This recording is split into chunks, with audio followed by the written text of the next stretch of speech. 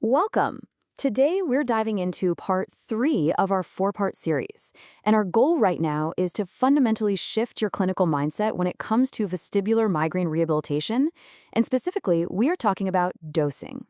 This explainer is based on the literature review Vestibular Migraine, Rehabilitation Approaches, Diagnostic Criteria, Lifestyle Pillars, Cautious Habituation, published by Australian Dizziness Clinics. You can find all of this over at australiandizzinessclinics.com. All right, let's start with a thought that really validates a massive clinical frustration we've all felt. VM patients are not failed VRT candidates. They are correctly identified rehabilitation candidates whose dose was simply wrong. That's a huge realization.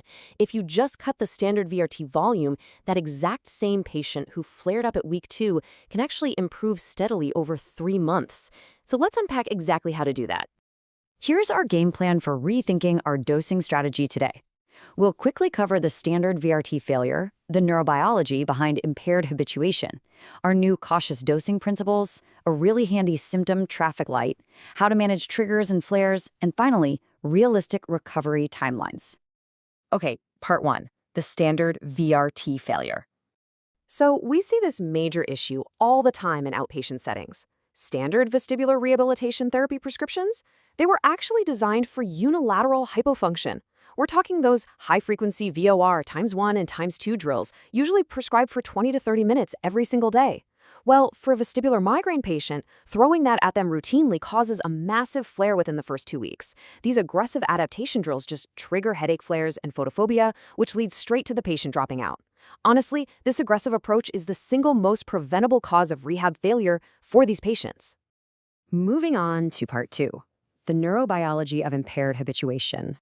You might be wondering, why does pushing these specific patients harder literally backfire biologically? It all comes down to impaired habituation. VM patients don't just naturally desensitize to repeated motion provocative stimuli like we'd expect them to. Instead, they actually sensitize over time. And this happens because of central sensitization, cortical spreading depression, and thalamic hyperexcitability, all driven by overlapping migraine and vestibular neural pathways. The VM brain is uniquely vulnerable here, which is exactly why standard dosing falls flat. To put that into perspective, think about the 2 different trajectories here. An aggressive, standard dose trajectory causes the patient to flare up and likely drop out right around week 3. But if we shift gears to a cautious dosing curve, it leads to slow, steady, sustainable gains over 12 weeks. Making the call to use dose-cautious VRT is arguably the absolute most important rehab decision you make with VM. It's a much bigger lever than whatever specific exercises you actually select. Section 3, Cautious Dosing Principles. Let's look at the exact math of cautious dosing. You really want to start at just 25 to 30% of the standard VRT volume. For VOR ×1, instead of having them do it 3 to 5 times daily for a couple of minutes, you bring it way down to just 1 to 2 times daily for 30 to 60 seconds. And you start with single domain exercises, meaning eyes only. What about habituation? Just once daily and only tolerating a very mild flare. Visual stimulation should start with graded simple patterns, definitely not busy scenes. And here is a real game changer. Aerobic exercise isn't just an adjunct here, it is your primary intervention. We're talking 30 minutes, 4 to 5 times weekly. Why? Because it supports overall recovery, and most VM patients tolerate cardio way better than VRT in those early weeks. All right, section 4, the symptom traffic light. So how do we operationalize all this safely on the clinic floor?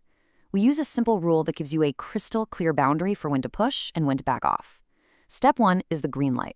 Mild symptoms that settle within 5 minutes, that's totally acceptable. You can continue. Step 2, the yellow light. Moderate symptoms require caution and monitoring. Definitely do not increase the reps here. And step 3, the red light. If symptoms last over 30 minutes or, and this is absolutely crucial, if there is any headache or photophobia flare at all, you must have the dose immediately. Back off. Never push through those symptoms. Section 5, managing triggers and flares. Now, what do you do when a patient inevitably hits a red light? Well, here is a vital clinical pearl. VM episodes are multi-trigger phenomena. It's almost never just one single trigger setting off an episode. It's a cumulative effect where the total trigger load crosses their individual threshold. So if a patient flares from their VRT exercises, yes, you have the dose immediately, but then you have to investigate their trigger load. Look at their sleep, their hydration, their stress and hormonal categories before you even consider adding reps back into the mix. This flare management checklist is a fantastic tool to keep right in your pocket. Have the dose immediately. Do not push through. Check their sleep regularity because there's very strong evidence for sleep management. Check their hydration, aiming for about 30 milliliters per kilo per day. Check for hormonal triggers. And remember, VRT works best when medical prophylaxis is fully optimized. If your patient is doing all of this right and they are still flaring up, you need to escalate them to the vestibular physician for a joint review. Sometimes a flaring patient just needs their medication lever pulled, not their exercise lever. Finally, Section 6, the recovery timeline. Let's properly reset our clinical expectations with a much more realistic 3 to 6 month trajectory for VM recovery. In week 1, lead with that aerobic exercise and the lifestyle pillars. In weeks 2 to 3, you introduce that cautious VRT at just 25 to 30% volume. Around weeks 6 to 8, remeasure the DHI, the Dizziness Handicap Inventory, and conduct that joint review with the physician. And looking ahead to months 3 to 6, expect a slow, completely nonlinear progression to substantial recovery. Plateaus are totally common here. We need to track the DHI over 3 to 6 months rather than just counting standard session numbers like we might with other vestibular patients. In Part 4, we'll be closing out the series by looking at long-term outcomes, prophylaxis, and that critical co-management relationship with the vestibular physician that turns a good rehab program into a truly great long-term result for your patient. For additional resources, including the full literature review, the clinical cheat sheet, audio overviews, and the rest of this explainer series, please visit AustralianDizzinessClinics.com. Don't forget to subscribe to the channel and leave a rating to support the series. So, are you going to rethink your dosing strategy tomorrow?